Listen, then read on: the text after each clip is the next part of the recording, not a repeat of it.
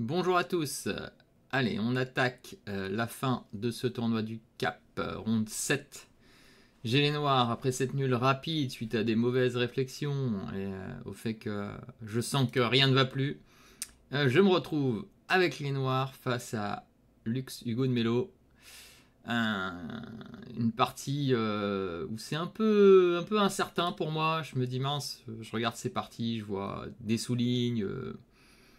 Pas trop d'infos, alors qu'il avait déjà 2400, il a plus que 2303. Je me dis c'est bizarre. Bon, attention à la partie piège. Comme j'ai pas trop d'infos, je révise deux trois lignes au hasard. Et cette fois-ci, je me dis, bon, je peux jouer classique de toute façon. Il joue pas de grande ligne. Au final, on arrive, la partie débute et il m'envoie E4. Je réponds par C5, il me fait cavalier F3. Je joue E6, il me joue D4. Déjà une petite surprise parce que peu que j'avais vu, c'était des systèmes un peu fermés. Et dans les ouvertes, j'avais quasi aucune info. Donc bon, j'y vais 4 cavaliers, on va jouer un peu classique. Même si pour ceux qui me suivent, hein, comme je jouais pas pendant des années, j'avais plus trop d'ouverture fixe. Et je m'étais mis aux 4 cavaliers pendant la Covid.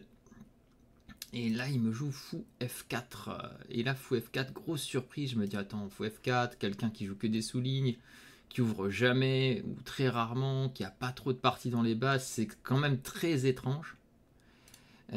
Au final, je réfléchis très longtemps. Est-ce que je joue fou B4 et je laisse la ligne avec KB5 où il y a des nuls forcés? Est-ce que j'essaye de jouer D6 pour jouer une Svechnikov? Est-ce que je joue avec petit roc après pour jouer une Cobra? Hésitation totale. Je finis par jouer fou B4 et là je vais réfléchir à chaque coup pendant toute cette partie. Tout ça c'est de la théorie. Je vais vous passer toutes les explications parce qu'il y a trop de choses à expliquer ici. Mais il y a pas mal d'idées. J'ai hésité à pas mal de sous-lignes que je connaissais. Et je suis quand même rentré dans cette ligne. Et je vais me retrouver dans une ligne archi-théorique ici. Alors là, la théorie va très très très loin. Je connaissais cette théorie ici. Il y a une nulle en répétant. Mais il m'a sacrifié la dame. Donc là, je savais qu'il connaissait. Tout ça, c'est tout de la théorie. Vous pourrez regarder, vous pourrez vous amuser. On répète tout ça. Je réfléchis un peu à chaque coup pour chercher une déviation. Parce que je sens bien, plus ça avance, plus je me dis... ouais, j'avais vu des petites lignes, mais il a l'air de tout connaître par cœur. Et on va dans cette ligne.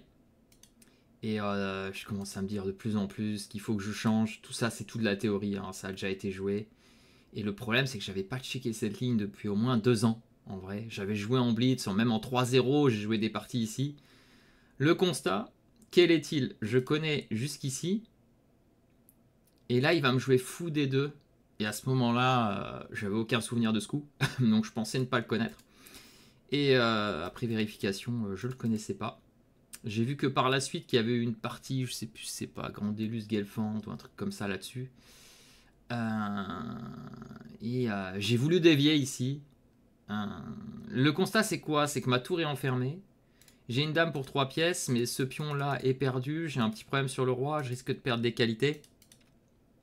Mais j'ai un pion passé et souvent ça se finit en nul. Je sais que c'est 0-0 sur l'ordinateur parce que je l'ai déjà étudié il y a plus de 2 ans.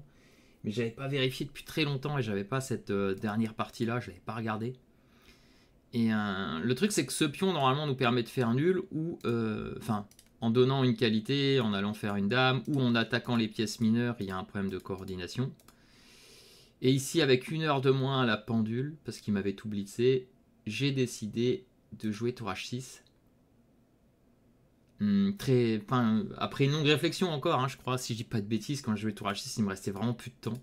J'ai réfléchi bêtement, si bien que certains m'ont demandé si je connaissais pas, alors que si, bien sûr, je joue ça en blitz. Et j'ai pas voulu dévier, et je suis resté sur cette idée que il jouait pas trop de grandes lignes et qu'à un moment ou un autre, il allait se mettre à réfléchir et je m'en sortirais. Et quand j'ai joué ce tour H6, j'ai dit ok, j'ai peut-être une petite chance, il prend ici sur échec qui est le bon coup, et là je vais faire une erreur. Je l'ai senti quand j'ai joué. J'ai joué roi F8 et je pense qu'il fallait aller roi H7 ici. Au passage, on verra que tour H6 c'était bien sûr pas le meilleur coup. Et là, je vais jouer roi F8 en me disant au moins j'attaque le cavalier et le fou. Et dans cette position, je sais pas pourquoi dans ma tête, je trouvais que cette ligne était bonne pour lui. Avec fou qui va en D5, et il avait mieux calculé que moi, parce que il me semble que c'était dame F3 ou dame G2. Mais j'avais tour B6 et lui pensait que ça allait. J'avais vu cette ligne, mais je pensais que c'était quand même bien pour lui. Et au final, il va jouer mieux que ça. Il va jouer cavalier F5. Et il va me piquer ici en H6. Et là, je vais être juste perdant dans cette position. Ouais. Voilà, cette partie. Je la résume assez rapidement parce que je ne vais pas m'arrêter partout, sinon il y en aurait pour 1h30 à expliquer toute l'ouverture. Mais c'est toute la théorie apprise par cœur, sachant que lui connaissait sans doute très loin après, parce qu'il m'a blitzé jusqu'ici, il connaissait sans doute encore 6 voire 10 coups plus loin, donc jusqu'au 30, 35e, peut-être même 40e coup dans certaines lignes. Et le fait que je connaisse pas ce fou des deux, bon, je me doute que tout doit faire nul, mais tout est difficile pour les noirs, et je fais surtout un mauvais choix de roi F8. Bon, tour H6 peut-être aussi mauvais choix, hein. Il faut certainement pousser le pion ou installer la dame, je sais pas, pousser le pion ou installer la dame. J'avais regardé brièvement, mais il faudra que je recheck cette ligne si je dois rejouer ça. Et au final, ici, le problème, c'est que j'aurais dû tenter B6, je ne l'ai pas fait, pour essayer de garder le pion, et il va me le prendre. Et le souci, c'est que ce pion C va être décisif. On a l'impression que j'ai peut-être des chances, je vais essayer de pousser mes pions. Je crois qu'il va louper un ou deux gains quelque part, je vais pousser. Vous voyez, je vais arriver là, il pourra pas prendre ma dame, sinon je gagne la partie. Mais ce pion C va me tuer. Parce que je suis un peu en zigzag ici. Soit je dois bouger le roi, soit je dois bouger ma dame. Et dans cette situation, j'avance vite, ce qui n'a pas trop d'intérêt. Mais ici, voilà. Ici, je crois que ma dernière chance, je l'avais vu après, c'était de ramener ma dame devant pour essayer de bloquer l'avancée du pion. Et malheureusement, je vais pas le faire et le pion va avancer. Et là, j'ai plus de coups. Je suis en zigzag. Et ça va gagner très facilement pour les blancs.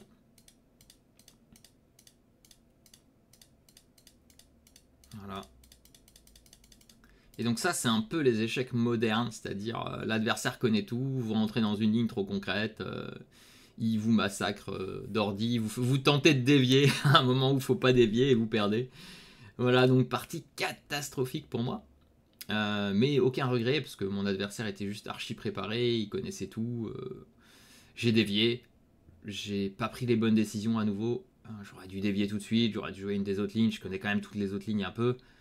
Et je sais pas, je me suis dit j'y vais, il jouait que des sous-lignes. J'ai pas eu le bon instinct, on va dire. Et on va voir que bon, c'était juste linéaire.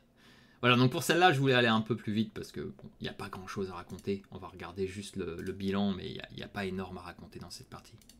Si ce n'est qu'il a fait une superbe partie. Il aurait pu être plus précis et peut-être même faire une précision. Vous voyez, il a fait que 86. Parce qu'à un moment, il y a certainement un gain incroyable. Ou peut-être que... Oui, un gain incroyable qu'il n'aurait pas vu. Il n'a pas été précis, mais... En vrai, la 86,3, c'est ridicule de lui donner cette précision alors qu'il a fait une seule erreur de la partie. Donc là, c'est pour ça que je disais l'autre fois les précisions. Hein, je peux vous rappeler, les précisions Chesscom, c'est vraiment n'importe quoi. Le coup brillant, c'est cavalier D6. Bon, ok, c'est juste un coup théorique. Donc là, on en revient toujours aux mêmes discussions sur qu'est-ce qu'un coup brillant, qu'est-ce qu'un coup théorique.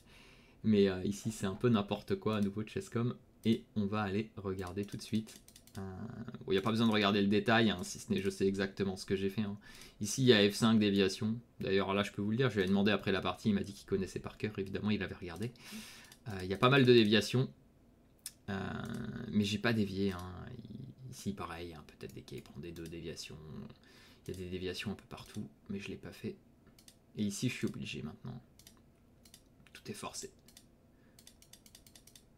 Ouais, ok, des 6, 2 points d'exclamation, c'est vraiment une blague. Ok. Voyez, tout est forcé. Ici, j'ai hésité si je pouvais jouer un pion H ou quoi, mais j'ai compris que j'étais obligé de prendre.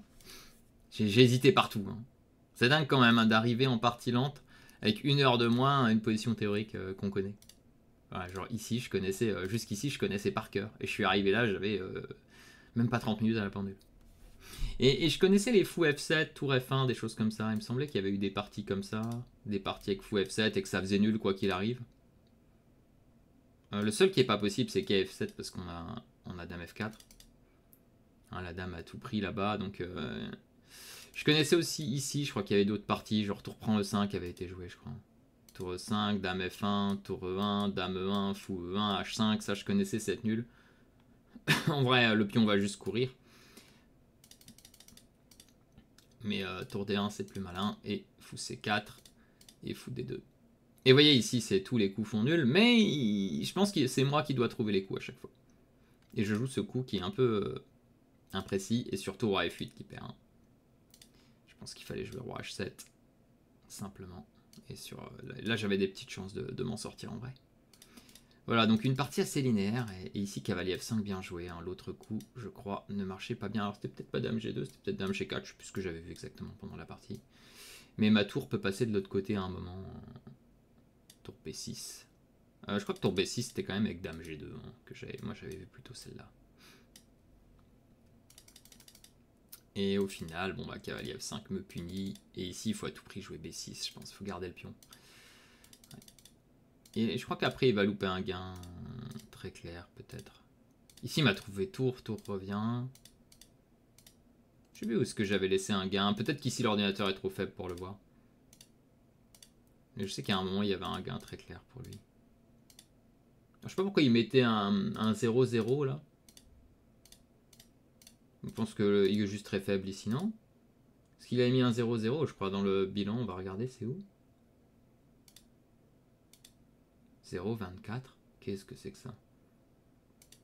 Ici, 0,24 à 3. C'est complètement gagnant, c'est n'importe quoi. Dame G8. Ok. Ouais, je pense que c'est complètement gagnant. Je pense que juste ici, il est trop faible, hein, vous voyez. Ça doit gagner cette position, c'est n'importe quoi. Voilà, cette partie, je pensais pas mal pour vous dire de vous méfier de l'analyse Chesscom. C'est juste tellement faible, je vais le répéter encore une fois, mais c'est tellement faible que ça raconte n'importe quoi.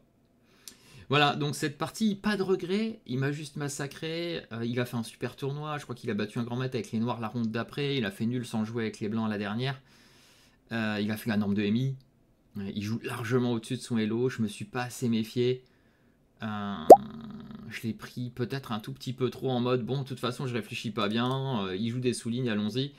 Et j'aurais dû être hyper sérieux dans cette partie et je n'ai pas été assez et j'aurais dû dévier au début. Et l'autre chose aussi, c'est voilà la différence entre aller jouer de temps en temps comme ça et faire autre chose à côté. On ne révise pas toutes ces lignes régulièrement comme il faudrait, hein, parce qu'il faut réviser ces lignes au moins une fois par mois, hein, vraiment le minimum. Et il y en a, ils révisent toutes les semaines. Et ici, pas de révision depuis des mois et ça coûte la partie. Voilà.